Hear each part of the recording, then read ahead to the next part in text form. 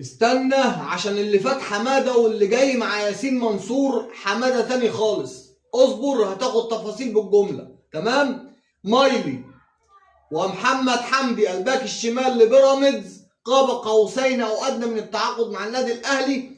كما تدين تدان، زي ما كانوا بيعملوا مع اي صفقه النادي الاهلي ما بيجدد لهاش ويلعبوا في دماغها، هتترد لهم مع ياسين منصور ومليارات وميزانيه النادي الاهلي الجديده. كل التفاصيل وكل الاخبار وفضيحه اتحاد الكوره في كاس السوبر الجديد، تفاصيل بالجمله واخبار بالجمله. عايزك تصبر معايا 5 دقايق هتاخد كافه التفاصيل. السلام عليكم ورحمه الله وبركاته. تحياتي لكل متابعين قناه ملعب اكرامي في كل مكان، تحيه طيبه لكم جميعا. وقبل ما نخش في التفاصيل وقبل ما نبدا في الاخبار كالعاده، نبدا الكلام معاك بايه؟ بذكر الله، فلا اله الا الله، سيدنا ونبينا محمد رسول الله. اللهم صل وسلم وبارك على سيدنا محمد وعلى اله وصحبه وسلم. طبعا قبل اي حاجه مش عايز افكرك وعايز اقول لك تضرب اللايك، واللي مش مشترك في القناه يتفضل ويشرفنا باشتراكه على دماغنا من فوق، ويفعل زر الجرس ليصلك كل ما هو جديد. طيب نخش في التفاصيل.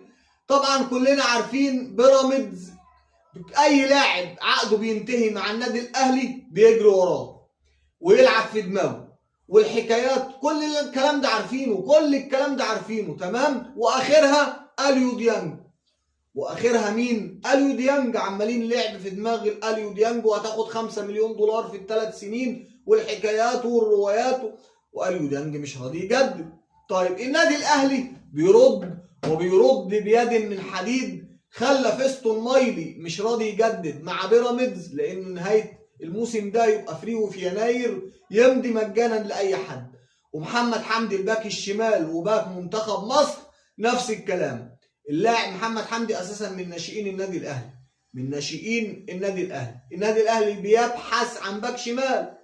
افضل باك شمال في مصر مين؟ محمد حمدي. باك شمال منتخب مصر، هنجيب مين تاني؟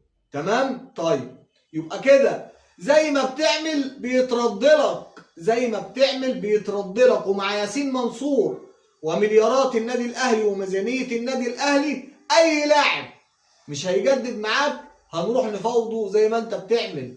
ها، زي ما انت بتعمل ولا ايه؟ ولا هو الاستثمار حلو ليكم ووحش لبقيه الناس؟ بمناسبه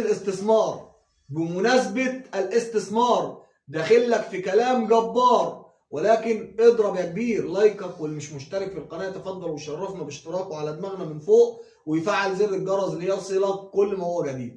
اتحاد الكوره وكارثه جديده ومأزق جديد وفساد جديد، وزي ما انت عايز تسميها سميها، وزي ما انت عايز تقول عليها قول عليها. ايه يا عم الموضوع كلنا عارفين من الموسم الماضي في السوبر الماضي ايقاف دونجا، ها، مصطفى شلبي كده كده مش هيشارك. خلينا في دونجا اللي مسافر مع اللي هيسافر، اللي عايزين يسفروه مع الزمالك، مع انه ممنوع من دخول دولة الامارات. طلع اتحاد الكوره بقيادة الفيلسوف الامبراطور هاني ابو ريده يقول لك ايه؟ دونجا مش موقوف ازاي يا عم؟ ده اتطرد الماتش الاخير في كاس السوبر الاخير، اتطرد والمفروض يتوقف ماتشين. يقول لك اتحاد الكوره السابق ما عملناش انت بتقول ايه؟ طب يا عم اتحاد الكوره السابق اللي كان تحت جناحك ها ما عملش وما سواش. طب والكاميرا فين؟ والفيديوهات فين؟ يا عم انت عايش في زمن كوالا ليه؟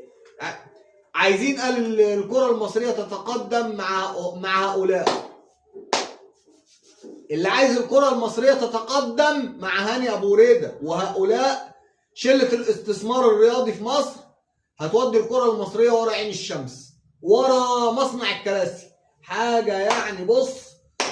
يقول لك اتحاد الكرة السابق ما اوقفش دونج. ما اوقفش دونجة مين؟ الراجل واخد طرد يعني يتوقف مباراتين في كأس السوبر. بخلاف ده كله ان هو اصلا مش هيسافر الامارات، لانه ممنوع من دخول دولة الامارات بسبب اللي حصل المرة اللي فاتت. عايشين في زمن بزراميطي على الاخر. ناس غريبة وعجيبة، مش عارف الناس دي عايزة ايه بالظبط. هاني ابو ريده بالذات عايز ايه بالظبط ما اعرفش. اللي مفكرينه جاي يصلح الكره المصريه، ده جاي يردم الكره المصريه، جاي يخلص ويفنش على الكره المصريه. كان الله في عون الكره المصريه تحت قياده هؤلاء. نخش بقى على ايه؟ على الزتونه الكبيره. ايه الزتونه الكبيره؟ شكوى النادي الاهلي لحكم المباراه. بص، شكوى الاتحاد الافريقي عامل زي الاتحاد المصري، اي حاجه للنادي الاهلي بيرميها ورا ظهره. ولكن النادي الاهلي عايز يعني ايه؟ هو خلاص اتطرد جرادشار، ولكن بدل ما يبقى ايقاف مباراتين او 3 يبقى ايقاف مباراه واحده او يلغوا الايقاف، لان طرد مش في محله، ده طرد قول عليه حله ده عالم غريب. حكام يعني عايزه ضرب النار، حكام عايزه ضرب البلغ على دماغها.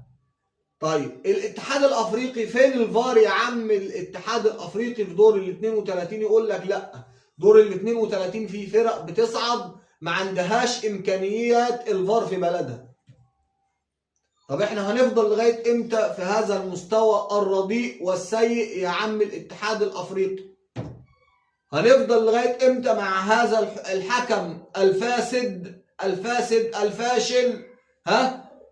هنفضل لغايه امتى في هذا الموال الاسود معاكم؟ يعني عايزين نصعد عايزين نروح فين بقى؟ هتودونا فين تاني وبالكره الافريقيه بالتحكيم الافريقي؟ هتودونا فين تاني؟ هنروح فين تاني؟ يعني لا تحكيم مصري نافع ولا تحكيم افريقي شافع. من الاخر ناس عايزه بص يعني تتضرب ورا مصنع الكراسي بالاحذيه، مش لاقي لها حل تاني.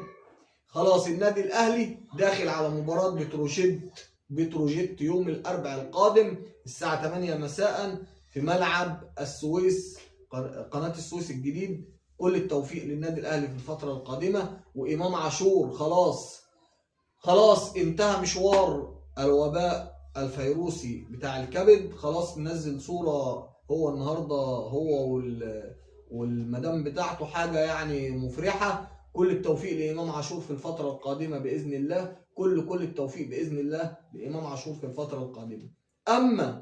اما اتحاد الكوره وهاني ابو ريده هيودوا الكره المصريه في الحضيض. يعني ناس مش جايه تصلح، ناس جايه تستثمر، ناس مش جايه تصلح، ناس جايه تستثمر في الكره بس. اهم حاجه عندها الكرسي علشان تروح شمال وتروح يمين، بخلاف كده مش هتلاقي. كل التوفيق للنادي الاهلي باذن الله في مباراه الاربعاء القادم امام بتروجيت. عشان ما اطولش عليكم، لايكك وشيرك واشتراكك بشكركم. سلام.